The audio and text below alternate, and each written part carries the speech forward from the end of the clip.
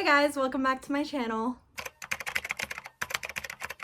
Today I'm going to be talking about every book I read in April. I love filming a monthly wrap-up because I find it so fun to look back on all the books I read that month and just like talk about them and remember how I felt reading them. So yeah, I'm excited to film today's video. This was honestly a really good reading month for me. I read 9 books and most of them were rated pretty high, which is nice. This year I have been trying to be a lot more picky with my ratings, so I think I've actually only given out 1 5-star this year, I believe, and that was To the Strength of a Few by James Islington, and I read that in January. So I got a 5-star in January and haven't gotten a full 5-star since, but that's okay. This month I did get a few that were like kind of high, you know, like in the 4.25, 4.5 range, so that's good. I also read a lot of different genres this month, which I usually do try to do, but this month I feel like I was jumping around between genres like crazy. We got some fantasy, we got some romance, we got some literary fiction, we got some Greek mythology, I even read an interactive book. So yeah, lots of different books that I read this month, but I honestly love that because I think it's so fun jumping between genres, keeps things interesting, you know? But yeah, I have 9 books to talk about, so let's just get into it. The first book I read in April was A Thousand Splendid Suns. For those of you who have read this book, you're probably wondering, Alyssa, why did you start the month with such a sad book? My answer is I don't know. This book has been on my list for a long time. I've heard such good things about it, so I was like, let's just jump right into it this month. I had picked it in my TBR jar video, so I was like, we're just gonna start off with a bang, I guess. And yeah, this book was really sad. It was really, really sad. It tells the story of 2 Afghan women, Maryam and Lila. Their lives are very different at first, but they get brought together under these very difficult circumstances. The way the author writes about their struggles, the abuse, the loss, the societal oppression, it's honestly heartbreaking, but it's also really real. And through all that, the bond that grows between Maryam and Lila was just so beautiful to read. I will say it's a pretty heavy book. There's a lot of pain and trauma that the characters go through, so it's definitely not a light and easy read. But I honestly thought it was so worth it, and it's one of those stories that just really sticks with you after you finish the book. I ended up giving it 4.25 stars. The next book I read, which as you can see is already a pretty big switch up from the first one, is All This Twisted Glory, which is the 3rd book in the This Woven Kingdom series. I'm not going to talk much about the actual plot because I don't want to spoil anything since this is the 3rd book, but I did really enjoy it. The writing was absolutely beautiful, and I really do wish that I read this closer to when I finished the first 2 books. I don't even know why, but I waited way too long, and I feel like that made it difficult for me to fully connect with the characters and their journeys, which that's totally on me. That said, I really enjoyed Cyrus's POVs the most. I feel like they really stood out for me. I don't know, I think it's because his character just feels so like layered and complex that it was just really interesting being in his head and reading from his POV. So I really enjoyed that in the book. The ending was also very satisfying and has left me very excited to read the next book in the series, which I will be doing soon. I'm not gonna wait as long as I did last time. So yeah, I ended up giving this book 4 stars. I really, really liked it. The 3rd book I read in April, which I actually have the physical copy with me right now, is Can You Solve the Murder by Anthony Johnston. Can You Solve the Murder is an interactive novel, meaning you're not just like reading the story from start to finish. Instead, you're actively making decisions as you go, deciding what clues to follow, what sort of things to investigate. So you're jumping around throughout the entire book. The story branches on what decisions you decide to make, and so you could end up in a completely different path or uncover like different things depending on the decisions you make, which I thought was really fun. As an indecisive person, this was a struggle for me at times, but I really enjoyed the story and I liked how many different like things there were to explore, how many different choices you could make, and I also really liked how your choices like genuinely matter because you could get to the end and pick who the murderer is, and even if you guess correctly, if you haven't picked up on enough clues throughout the book, then you still won't successfully win or solve the murder. But at the same time, it's not like it's just like absolutely pure chaos. Like, you are guided through the book. Thankfully, I was able to solve the murder. I was very, very excited that I successfully solved the murder. And what I thought was really cool too is like, so yeah, I mentioned throughout the book you are picking up clues, and so you'll have to like write in your notebook certain things that correspond to specific clues, basically. And so at the end, you can tally up all the clues that you found and you get a score. So I'm gonna tell you my score. Okay, so I ended up getting 120 points. So there, I don't know which like one to read. There's 60 to 120 points is detective inspector, and then 120 plus points is master detective. So I think I'll just go with detective inspector. So I'm gonna read you what it says. It says, "You're a great detective. You followed all the right paths, asked all the right questions, and uncovered the killer. What's more, you avoided many of the red herrings and dead ends that were thrown in your path along the way. You are a credit to the police force, and promotion lies in your future." Anyway, I just thought that was so funny, so I wanted to read it. And I'm also proud of myself. My criminology degree, guys, it's coming in handy. Okay, the next book I read was Gloves Off by Stephanie Archer. This is the 4th book in the Vancouver Storms series, I believe. Let me check. Yes, I was correct. It is the 4th book. I had a really fun time with this book. I think this actually might be my favorite read of the month. I thoroughly enjoyed it.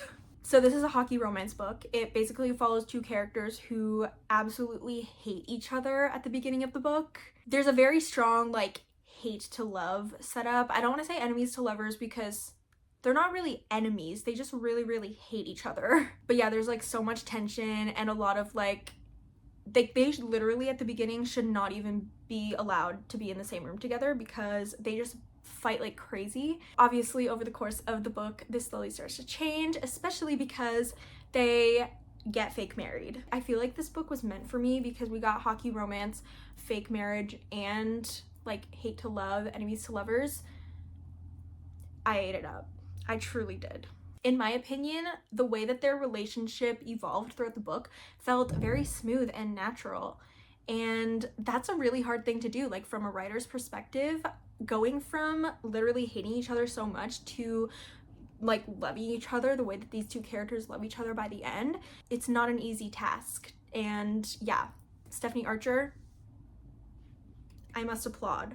I must applaud because it did not feel off to me at all.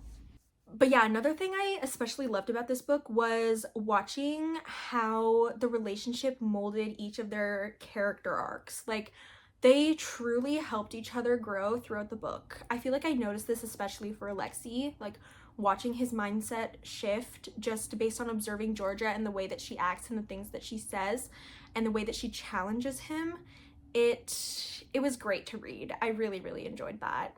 Okay, I'm gonna stop talking about this book now because I'm totally rambling, but I ended up giving this book 4.5 stars. Like I said, I'm trying to be very picky with the 5 stars I give, so 4.5 is actually really, really high for me, and I loved this book. And if you haven't read the Vancouver Storm series, please go read it. I actually, spoiler alert, also read Wildcard this month, so I'm gonna talk a bit about that after, but yeah, love this series. The next book I read in April, which I also have a physical copy of with me, is A Man Called Uwe by Fredrik Backman. Guys, I really liked this book. It was just so heartwarming. We follow Uwe, who is a 59-year-old man who's extremely grumpy, basically. He doesn't really show that he cares for anyone except for his late wife. But as the story goes on, you slowly see how, like, underneath all that grumpiness and everything, he really does care about people, and he's actually, like, helping all these people around him. Like, he's constantly fixing things and looking out for his neighbors in a very no-nonsense way. One of my favorite parts about this book was definitely the found family aspect of it. Found family is one of my favorite tropes ever. I love it so much. And this book did a really good job with this trope. And on top of that, Fredrik Backman's writing is just so addictive. Like, he's one of those authors that once I just start reading the book, I don't really want to stop because the writing and the prose, they just like really pull me through the entire book. I think I've mentioned this before in another video, but Fredrik Backman is one of my favorite authors of all time. That being said, this might be one of my least favorites of his books, but that does not mean it's bad because I still really, really loved it. I think I gave every single other Fredrik Backman book I've read 5 stars, and this one I'm giving a 4.25 stars, so slightly lower, but I still really enjoyed it. Then I took maybe the sharpest turn of the month, and I went from A Man Called Ove to The Oresteia, which is a trilogy of Greek tragedies. It consists of 3 plays, the Agamemnon, the Libation Bearers, and the Eumenides. I've always loved Greek mythology, so I was very excited to finally read the Oresteia, and honestly, I liked it a lot more than I even thought I was going to.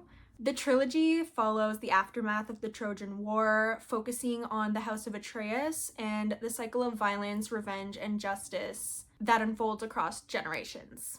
Each play builds on the consequences of the one before it, so they feel very interconnected, and it's sort of like reading a long chain of cause and effect rather than 3 separate stories. So I'm just gonna give you my ranking of the 3 plays, and actually I think I enjoyed them in the chronological order. So my favorite was the Agamemnon, then the Libation Bearers, then the Eumenides.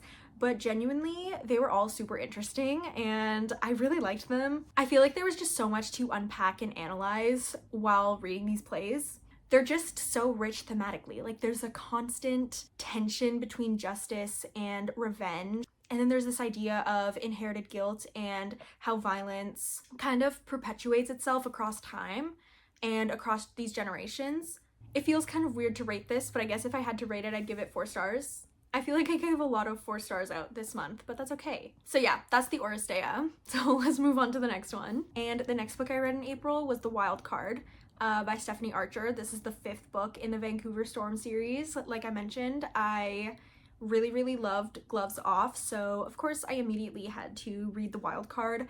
I think reading Gloves Off just really put me in that hockey romance mood and I was craving more, so why not pick up the next book? I did really enjoy this one. I think I still preferred Gloves Off. I gave The Wild Card 4 stars instead of 4.5 stars, which I gave Gloves Off. I loved Jordan and Tate's kind of push and pull. Like throughout the book, they're really good at getting under each other's skin, but at the same time, you can feel like the chemistry building between them throughout the entire book. I feel like Stephanie Archer just has a way of writing romantic tension that really works for me and that I eat up every time. It just feels so engaging without feeling forced, especially going from not really liking each other to being like so in love by the end. So yeah, if you enjoy hockey romance, definitely read the Vancouver Storm series. I think it might be one of my favorite hockey romance series I've ever read. It's definitely up there, so give it a read if you haven't already. Then I went from The Wild Card to Empire of the Dawn by Jay Kristoff. Again, a very big switch in genre, but that's okay. Literally though, going from the Oresteia to The Wild Card to Empire of the Dawn is like kind of crazy, but it just shows that I can enjoy a diverse range of genres. The tonal whiplash was super real though. Anyway, this is the 3rd and final book in the Empire of the Vampire trilogy. Empire of the Vampire is a dark fantasy with vampires, obviously. There's like so much to unpack with this trilogy, so I'm not gonna go into much of what it's about. Just know that it's wild. The characters are very layered and very morally complex, which was really interesting to read. And the things that happen in this 3rd book are just crazy.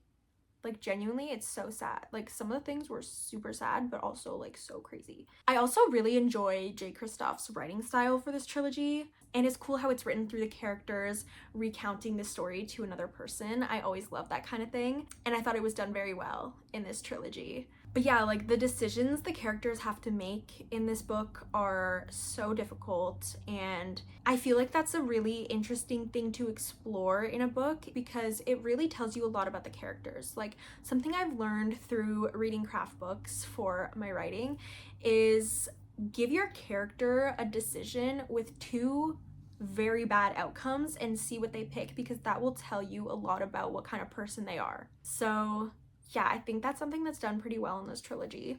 It's very dark, but if you're into that kind of book, I recommend this trilogy. It was very good. And I gave Empire of the Dawn 4 stars also. So okay, we've made it to the end, the 9th and final book of April for me, and it's actually a book I'm currently reading. I'm filming this. I always film like a few days before the end of the month because I like being prepared and having time to edit. So I'm still currently reading this book. The book is Dawn of the Cursed Queen. I'm currently reading it. It's the 3rd book in the Book of Azriel series. I've talked about the Book of Azriel before on my channel. I really liked the 1st book. I listened to the graphic audio for it and really enjoyed it. The 2nd book I didn't love as much, but I was like, I'm gonna continue the series because I was very connected to the characters. I really liked the characters, and the plot was interesting. The plot twists were crazy. It's just the writing itself that was kind of not hitting for me, and that could just be personal preference. I totally get why people would love this series, but I was like, I'm still gonna continue it. I'm gonna try the 3rd book because I do like the story. I like the characters. I want to see what's gonna happen. So I'm currently reading the 3rd book. I'm not sure how I'm feeling about it, to be honest. I think I might just have to accept that this series isn't for me. I think I gave it a pretty good shot, at least. Like, I went into the 3rd book with an open mind, hoping to really enjoy it. Honestly, I really want to enjoy this series. But yeah, I think it's just the writing style. It just doesn't resonate with me. That might just be the problem. So yeah, we'll see. I might end up DNFing the series after this book. I might even end up DNFing this book. I'm not sure yet. I've been very bad at DNFing books in the past because, I don't know, I feel like I've started reading it. I need to just commit to finishing it. But I'm trying to not do that anymore. So if I'm not feeling a book, I'm really just gonna maybe stop reading it. So we'll see. I don't know yet. I'm still currently reading the book, but that's where my head's at. Overall, it was definitely a very good reading month, as you can see. Like I said, no 5 stars, but I got close a few times. I definitely think Gloves Off was my favorite read of the month. I just read it so fast. Like, I just ate it up. I could not stop reading it. Probably that one and Empire of the Dawn, like, gave me the biggest reactions. Unless, like, you count the Oresteia, because that one I, like, sat down with my brother, who has also read it, and we talked about it for, like, half an hour, just, like, talking about different things that we picked up on and, like, analyzing it, so that was really fun. But yeah, that brings us to the end of this video, unfortunately. I had a lot of fun filming it. I love yapping about books, so if you love yapping about books, then this is a good place for you to be. Let me know in the comments what your favorite reads of April were, and also let me know if you've read any of these books that I just talked about. I'd love to hear your thoughts. And with that, I will see you in the next video.